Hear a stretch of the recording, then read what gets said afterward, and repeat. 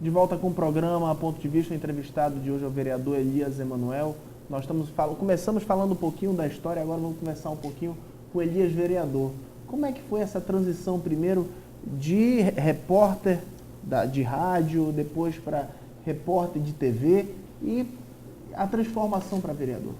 É incrível isso como aconteceu. Olha, foi em 2003, eu fui fazer uma matéria lá na lixeira, que a Prefeitura de Manaus estava recebendo um recurso da Caixa Econômica para fazer uns tanques de decantação. E lá o então secretário de Obras, Paulo Jacó, que integrava a equipe do ex-ministro Alfredo Nascimento, mas na ocasião prefeito de Manaus, despertou em mim a possibilidade de ser candidato a vereador, de contribuir com a cidade de Manaus. E aí eu amadureci essa ideia e percebi que o jornalista poderia sim contribuir também com a política. Aí a empresa, a Rede Amazônica, compreendeu que eu poderia participar desse processo eleitoral e aí a gente foi candidato em 2004 e aí tivemos a oportunidade de, na primeira eleição, ganhar para vereador. Porque a eleição... O que é muito difícil. É difícil, né? A eleição mais difícil que existe é a eleição para vereador.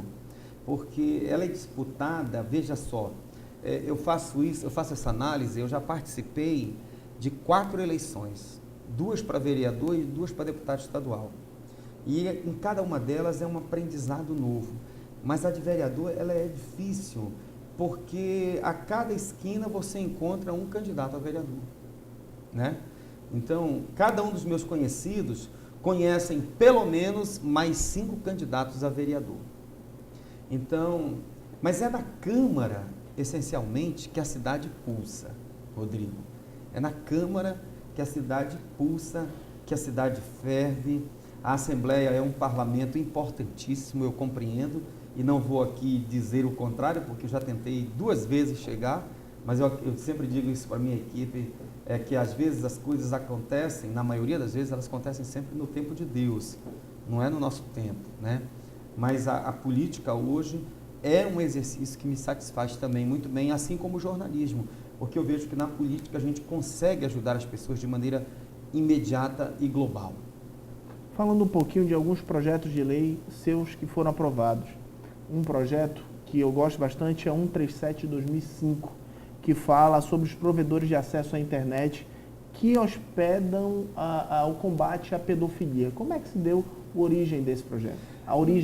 Na verdade, naquela ocasião, em 2005, o então secretário de Juventude da Prefeitura chegou para mim e me disse: olha, Elias, a gente tem uma problemática aqui grande. É o aumento, é a onda da pedofilia. Tu sabes que em 2005 a gente não falava muito disso ainda, né?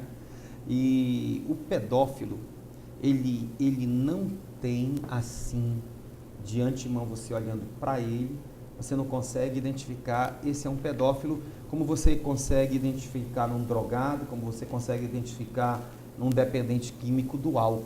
O pedófilo, ele tem o seu modo operante na sociedade normal, como todo cidadão.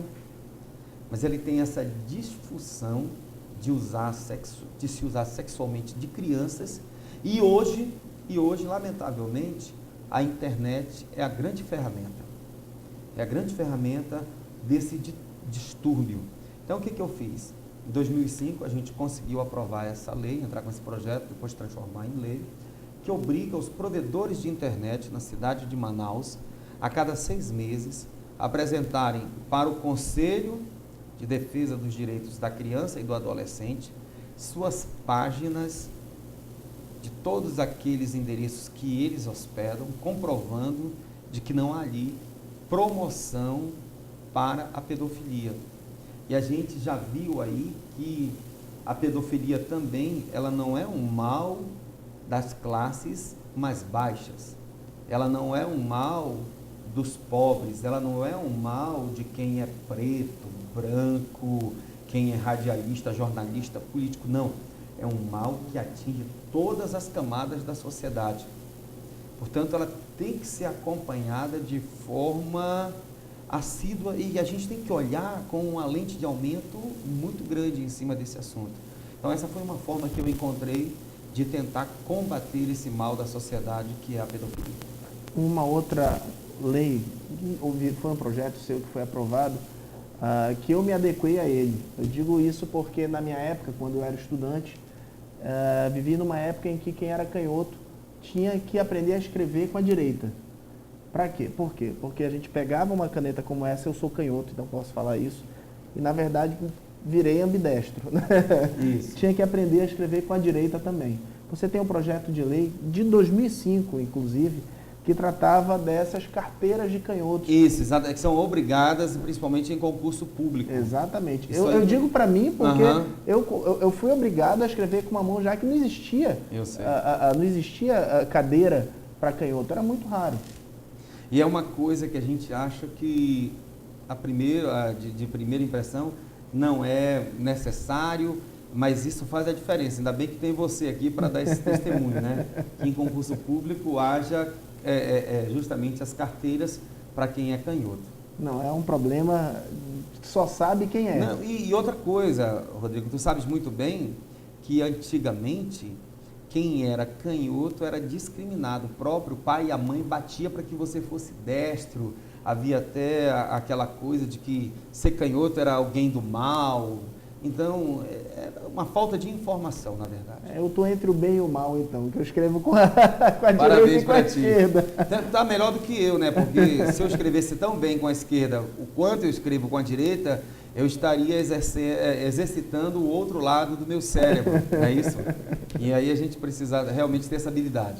Falando um pouquinho, outro projeto também de 2005, o que tornou obrigatória a separação do lixo reciclável nas escolas públicas e postos de saúde do município de Manaus. Pois é, porque a gente percebe, lá já em 2005, você veja, ainda há pouco eu estava conversando com o doutor Adalberto Val, que é diretor do INPA, e ele me falava de um projeto que está sendo implantado no INPA, que é o ADAPT, para ver como é que ficam as espécies dos peixes amazônicos com a subida da temperatura do planeta, se daqui a 100 anos elas vão estar gerando as mesmas proteínas que elas geram hoje. E a gente percebe que essa onda preocupacionista com o meio ambiente, ela cresce a partir da Eco 92. Então, há necessidade dessa cultura fazer parte do cotidiano das escolas. Eu tenho 2 filhos, um de 9 e outro de 5 anos, que eles aprenderam nas escolas que não pode jogar o lixo fora do carro. E hoje, como a gente ainda vê isso acontecer em Manaus, não é verdade? É uma atitude tão bizarra, selvagem, o cara jogar latinha de cerveja pela janela do carro.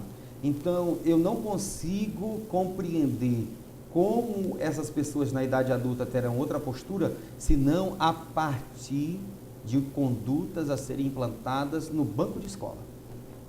Sem falar, você lembrou do carro, mas também tem a situação de pessoas que saem de lancha que está com a latinha no meio do rio.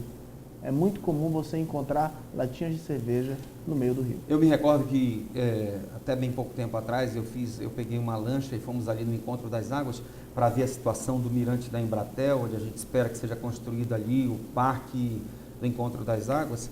E lá no meio, para tirar foto do mirante da Embratel, eu encontrei vários recipientes de plástico jogados no Encontro das Águas.